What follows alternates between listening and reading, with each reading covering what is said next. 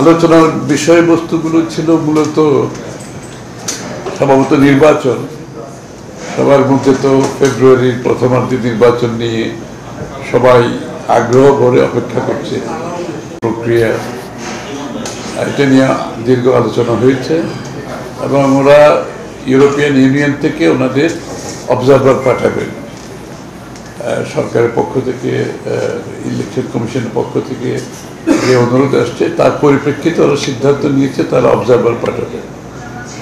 এবং বাংলাদেশের এমনিতে ইলেকট্রাল প্রসেসের মধ্যে ইউর একটা সবসময় একটা কন্ট্রিবিউশন থাকে, সেটা এবারও আছে এবং তারা আগ্রহ করে অপেক্ষা করছে ইলেকশনটা সুষ্ঠুভাবে সম্পাদন যাতে হয় এবং ইলেকট্রাল প্রসেসের মধ্যে যাতে স্বচ্ছতা থাকে, গ্রহণযোগ্যতা থাকে, তারা আশা করছে সেটা হবে।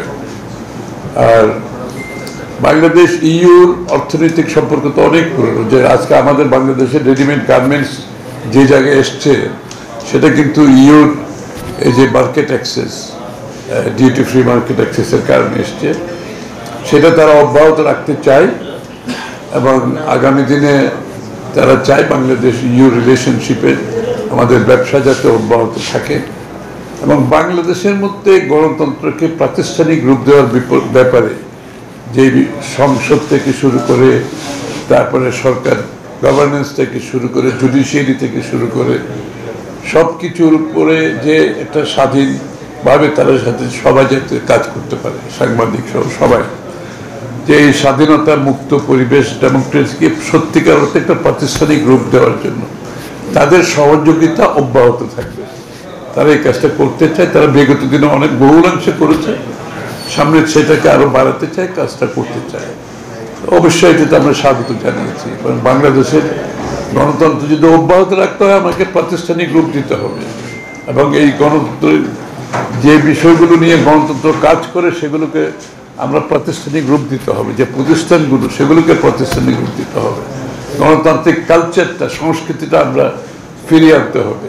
যে ভ্যালিউসগুলো নষ্ট হয়ে গেছে সেটাকেও ফিরিয়ে আনার ব্যাপারে আমরা আলোচনা করেছি। কারণ গণতন্ত্র তো ভ্যালু সিস্টেমের সাথে কাজ করে, গণতন্ত্র মানুষের মুক্ত চিন্তার সাথে কাজ করে, গণতন্ত্র প্রতিষ্ঠানগুলো স্বাধীনভাবে পরিচালনার মাধ্যমে কাজ করে। সেই বিষয়গুলো আমরা আলোচনা এসেছি আজকে। একটু আর কিছু আছে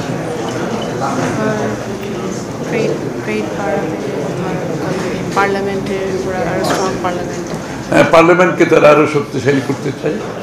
অবশ্যই শক্তিশালী গণতন্ত্র কাজ করবে যদি একটা শক্তিশালী পার্লামেন্ট থাকে।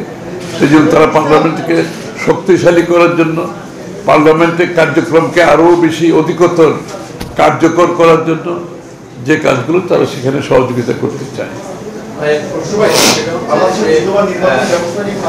হ্যাঁ, বিতর্ক তো কথা হচ্ছে সবশেষ সবাই তো চাচ্ছে একটা স্বচ্ছ গ্রহণযোগ্য নির্বাচন।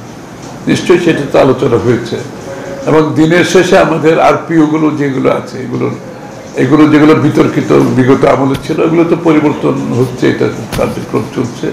নির্বাচন কমিশনকে যে বিষয়টা গুরুত্বের সাথে আলোচনা হয়েছে, যে নির্বাচন যেহেতু এখন আমাদের সামনে চলে আসছে, সুতরাং আমরা 3 মাসের জন্য অপেক্ষা না করে 3 মাসের আগে সমস্ত দায়িত্ব নির্বাচন কমিশনের নিয়ন্ত্রণে যেটা থাকে সেটাকে আমরা যে আলোচনা এসছে সেটা এখন থেকে হওয়া উচিত। কারণ একবার বিতর্কিত হয়ে গেলে সেটা সমস্যা হয়। এই জন্য এখন থেকে সরকারের যে সিদ্ধান্তগুলো আসছে, যে কোনো সিদ্ধান্ত আসছে, সেটা যে সিদ্ধান্তগুলো নির্বাচনকে প্রভাবিত করতে পারে, নির্বাচনকে নিয়ে জড়িত, সেই বিষয়গুলো এখন থেকে নির্বাচন কমিশনের অবগত থাকা উচিত এবং নির্বাচন কমিশনের একটা ভূমিকা থাকা উচিত। এই বিষয়টা আলোচনা হয়েছে।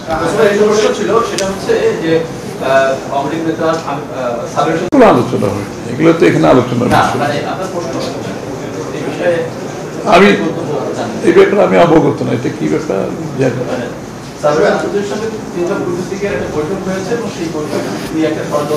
ওটার উপর আমাদের কোনো কমেন্ট নেই। মানে কে কার সাথে কোথায় বৈঠক করতেছে এগুলো নিয়ে একটা রাজনৈতিক দলের প্রতিক্রিয়া হয় নাকি, এগুলো তাদের ব্যক্তিগত ব্যাপার, এগুলো নিয়ে আলোচনা কোনো বিষয় নেই।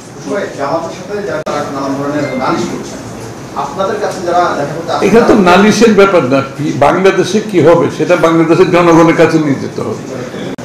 আমি এটা নিয়ে আর কোন রাজনৈতিক দলকে কোন দেশের মানুষ দায়িত্ব দেয় নাই কোনটা হবে কোনটা হবে না। আপনি জনগণের কাছে যান, আপনার যদি কোনো ম্যান্ডেট নেওয়ার থাকে আগামী নির্বাচনে অংশগ্রহণ করেন, জনগণের কাছে যান, জনগণ সিদ্ধান্ত দেবে।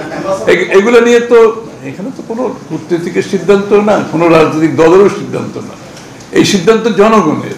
আপনি যদি গণতন্ত্রে বিশ্বাস করেন, জনগণের কাছে যান, জনগণের ম্যান্ডেট নিয়ে আপনার যা ইচ্ছে সেটা পাস করেন পার্লামেন্টে। ধন্যবাদ। কত এগুলো তো দেখাবে না, শুধু প্রশ্ন